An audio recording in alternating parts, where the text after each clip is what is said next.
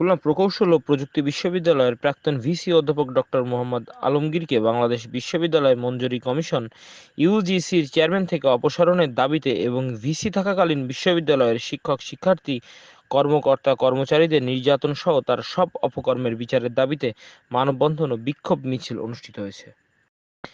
বৃহস্পতিবার দুপুরে বিশ্ববিদ্যালয়ের সাধারণ শিক্ষার্থীরা কুয়েটের স্টুডেন্ট ওয়েলফেয়ার সেন্টারের সামনে থেকে বিক্ষোভ মিছিলটি বের করে। মিছিলটি প্রশাসনিক ভবনের সামনে থেকে ক্যাম্পাসের প্রধান প্রধান সড়ক প্রদক্ষিণ শেষে একই স্থানে এসে মানববন্ধনের মাধ্যমে শেষ হয়। এ সময় বক্তব্য দেন বিশ্ববিদ্যালয়ের শিক্ষার্থী মোহাম্মদ ওমর ফারুক, মোহাম্মদ জাহিদুর রহমান, মোহাম্মদ মুজাহিদ আরাফাত হক, সাপ্তি জীবন ফাহিম ও নির্যাতিত কর্মচারী মোহাম্মদ ফিরোজ আহমেদ।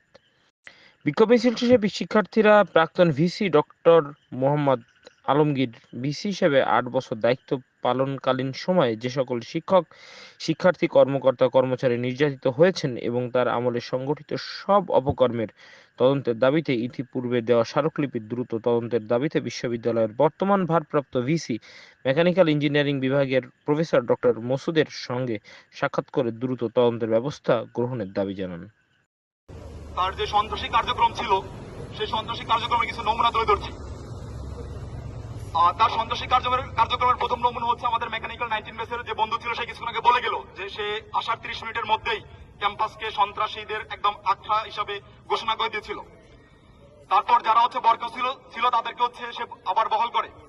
আচ্ছা, এছাড়া হচ্ছে তার সময়কালে যে বিষয়গুলো একদম ওপেন চলতেছিল যে হচ্ছে আমাদের বিভিন্ন ভাইকে শিবির ট্যাগ দিয়ে এই যে বটতলায় বেঁধে গলায় জুতার মালা পরিয়ে ক্যাম্পাসে হাঁটাইছিল এই বিসি আলমগীরের দোসররাই।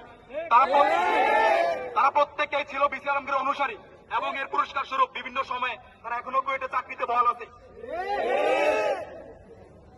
তারপরে হচ্ছে শিবির ট্যাগ দিয়ে ডিউটি দেওয়া অবস্থায় কর্মকর্তা কর্মচারীদের রুম থেকে ধরে নিয়ে জামাত ট্যাগ দিয়ে নির্যাতন করে পুলিশে দেওয়া এবং অনেক কর্মকর্তাকে বহিষ্কার করে যা এখনো বহাল রয়েছে। আমরা আমাদের শ্রদ্ধেয় শিক্ষক ডক্টর আরিফ স্যার গণিত বিভাগের অনেকে স্মরণ করছি। আমাদের শ্রদ্ধা আরিফ স্যারকে মেন গেটে হচ্ছে ছাত্রলীগের সন্ত্রাসীরা এই বিসি আলমগীরের নেতৃত্বে হামলা করে জামাত শিবির ট্যাগ দিয়ে।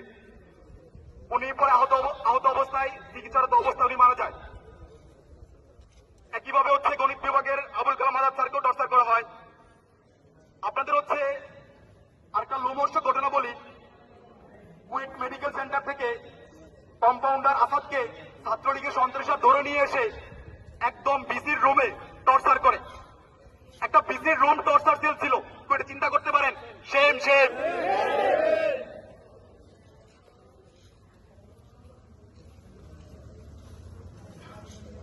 তারপর হচ্ছে আপনার আলমগীরের হচ্ছে বিরোধী যেসব লোকজন ছিল তাদেরকে বিগত 16 থেকে 17 বছর ধরে সকল ধরনের পদোন্নতি এবং সুযোগ সুবিধা থেকে বঞ্চিত করে এবং তার অনুসারী যারা ছিল তাদের প্রত্যেককেই বেআইনিভাবে বিভিন্ন গুরুত্বপূর্ণ পদে পদোন্নতি করে।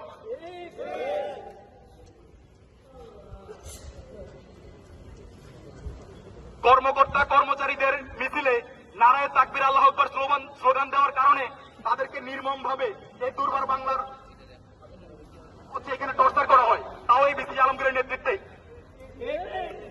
দেওয়া হয়েছিল। পক্ষ থেকে বক্তব্য রাখছেন মোহাম্মদ ফিরোজ আহমেদ। আসসালামু আলাইকুম। দুঃখ ভরা ক্লান্ত মন নিয়ে আপনাদের সামনে আমি এখন দাঁড়িয়ে আছি।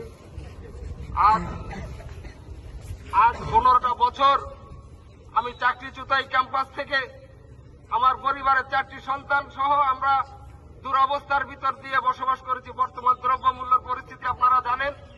সবকিছু মিলিয়ে কি অবস্থা একটা মানুষের। আজকে আমি ব্রেন স্ট্রোক করে আমি 4 লক্ষ টাকা দিয়ে আমি আপাতত এই আপনাদের সামনে দাঁড়িয়ে আছি। আমার কথা বলতে কষ্ট হচ্ছে। আপনারা সবই অনুভব করতে পারতেছেন যে একটা পরিবারের জন্য একটা হঠাৎ করে একটা চাকরি থেকে সাসপেন্ড করে দেওয়া হলে তাকে কি অবস্থায় দাঁড়াতে হয় এসে। আজকে এই অবস্থায় তাদের দলীয়করণ করা হয়েছে, সর্বক্ষেত্রে দলীয়করণ করা হয়েছে। কোন জায়গায় একটা কথা বলতে গেলে চোরের মতন কথা বলতে হয়েছে যে আশেপাশে কেউ আছে কিনা আওয়ামী লীগের, দেখলে আবার সমস্যা, মামলা হামলার শিকার হয়েছি আমরা। প্রত্যেকটা নির্বাচনে আমরা বাড়ি থাকতে পারি নাই, আমাদের ঘর বাড়ি ছেড়ে বউ বাচ্চা ফেলে রেখে আমাদের চলে যেতে হয়েছে বিভিন্ন স্থানে। আজকে এই অবস্থার ভিতর দিয়ে এই দায়িত্ব পেয়েছেন আলমগীর স্যার।